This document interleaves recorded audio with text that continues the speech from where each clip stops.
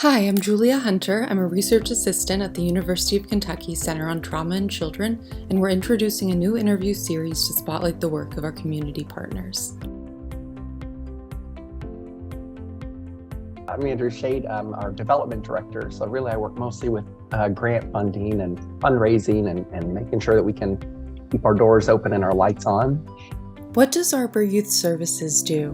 Basically, we're the only emergency shelter for unaccompanied youth in all of central Kentucky. So what that means is we take in kids and provide shelter and compassionate care for youth that may have come from abuse, they may have been abandoned, they may be between foster care stays, or a million other reasons why a youth needs somewhere safe to stay, and that would be with us. Like the Center on Trauma in Children, Arbor Youth helps children and families in traumatic situations that no single organization can address because of the diversity of needs. How do you see your role in this, and what partnerships help you fill in any gaps? We partner with all nonprofits across our city just to make sure, one, that we don't duplicate services, and to make sure that the kids and families that we work with are supported, because every story that comes through our door is different. So not all two youth that come see us need the same exact assistance. So we may partner with organizations such as Nest or The Ridge or 24 other organizations that we probably talk to on the phone at least once a week more. And basically when a kid comes to see us, we figure out what's going on. We try to communicate with the family as well. And our team goes to work to make sure that if they stay with us one night or 2 months, that doesn't matter to us. But we just want to make sure that their next step in life, where they go next, is safe and secure, stable. And so that sometimes that takes multiple parties or multiple organizations around. What 3 words would you use to describe Arbor Youth?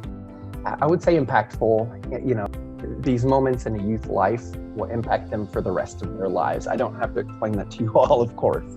You know how important it is to have a healthy, stable childhood. So we want to play a part of that. So hopefully we're impactful. That would be one of my words. I want to say fun. Everyone thinks, oh man, Arbor Youth must be so sad. These kids have such hard stories. And that is true. There's a lot of tough moments for the youth that we serve, their families, and even our staff who are part of that. But we have a lot of fun there too. And we've even had kids that on the day they leave, you know, to go back home with family or wherever they're headed next, are like, we really like it and we want to stay here. And we think that's the best compliment that there ever could be. So we have a lot of fun there. Probably maybe resourceful, just identifying the needs of a particular child and meeting that need. One of the things that we are really involved in is putting the call out to our community when we need specific assistance. It's easy for us to go to the grocery store and our kitchen stock a piece of cake. Kids' needs are much more broad than just a roof over their head and food. We put that call out on social media fairly often, like, hey, we had a kid that came in last night at 6 a.m. He needs this attachment for his asthma inhaler that you can buy at Rite Aid. It's literally for that one child. And then we'll have people that will respond and say, hey, I'm off work today. I'll rush over to Walmart, I'll grab it, and I'll be there in an hour. It's the most incredible thing. And for us to be very specific, these kids need. What can people do to help Arbor Youth Services? My one big request to anyone out there is, one, to follow us on social media. We're on Twitter, Instagram, and Facebook. And the easiest and free way that any of y'all can be advocates for us is to share our posts or to talk about it on your own social media. One of the worst things that could happen is that people don't know who we are. And so therefore, guidance counselors or police officers or a neighbor who's concerned about the safety of their child next door doesn't know who to talk to in the circumstance where a kid needs a safe place to stay. We want everyone to know what Arbor Youth is, what we do. So therefore, everyone out there in all of our community can be a referral, and even talk to parents who may need some help and say, look, there's an organization called Arbor Youth, maybe contact them and let them know what's going on. So that would be the most powerful thing. That way kids aren't at home with their abusers.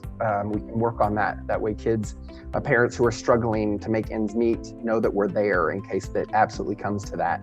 I think that that's important. So help us kind of get our word out through social media. Thank you to Andrew Shade for highlighting some of the great work happening at Arbor Youth. For more information or to find out how you can support Arbor Youth, follow the link below to their homepage.